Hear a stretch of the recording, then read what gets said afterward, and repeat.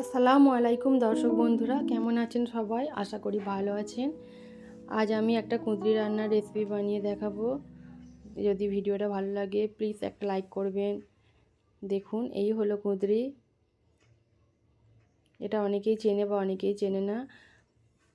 আর এখানে আমি দুটো মিডিয়াম সাইজের আলু কেটে নিয়েছি, আর নিয়েছি দুটো মিডিয়াম সাইজের পেঁয়াজ কুচিয়ে নিয়েছি।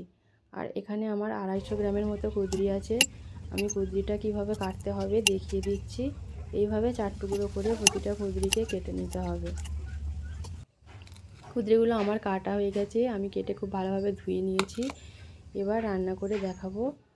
তো কড়ার মধ্যে আমি 1 টেবিল চামচ রিফাইন্ড অয়েল নিয়েছি।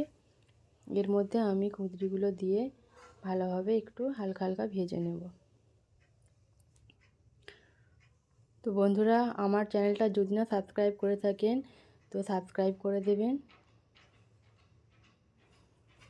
এখানে আমি একটু লবণ দিয়ে কুঁদরিগুলো ভেজে নিচ্ছি, আর আমি ঢাকনা দিয়ে কুঁদরিটা ভেজে নেব, যাতে কুঁদরিটা খুব তাড়াতাড়ি সিদ্ধ হয়ে যায়। এইভাবে ঢাকা দিয়ে আমাকে ভেজে নিতে হবে 3-4 মিনিটের মতো সময়।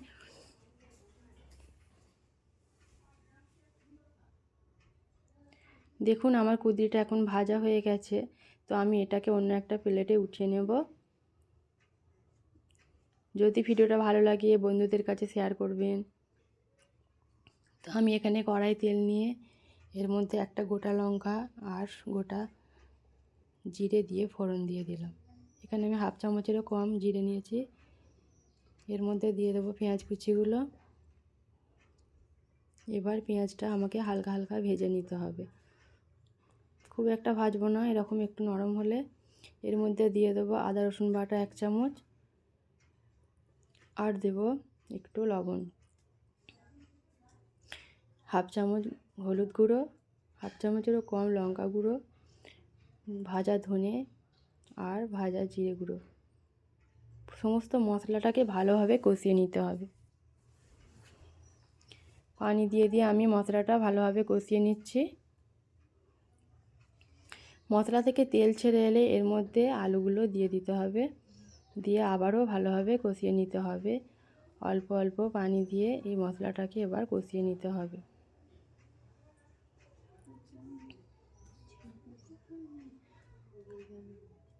আমি ঢাকনা দিয়ে মশলাটা কিছুক্ষণ কষিয়ে নেব, যাতে আলুটা সফট হয়ে যায়।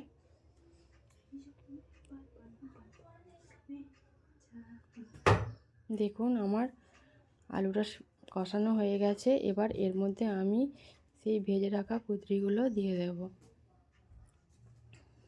কুঁদরিটা দেওয়ার পরে আবারও আমাকে কিছুক্ষণ কষাতে হবে। এই রান্নাটা আপনারা করে দেখবেন, এটা গরম ভাত, রুটি, পরোটার সঙ্গে খেতে দারুণ লাগে।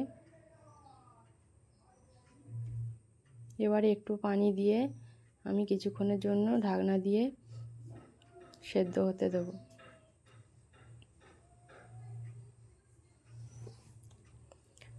ফিরে এলাম 5 মিনিট পর।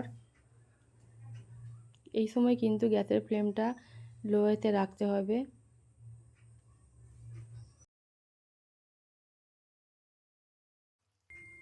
এবার এখানে দেবো সামান্য একটু চিনি। চিনি দিলে এটা খুবই খেতে টেস্ট হয়। দেখুন, আমার রান্নাটা প্রায় কমপ্লিট হয়ে এসেছে। তো হয়ে গেল আমার কুঁদরি রান্না। আপনারা অবশ্যই এটা বাড়িতে বানিয়ে দেখাবেন। সবাই ভালো থাকবেন, সুস্থ থাকবেন। আল্লাহ হাফেজ।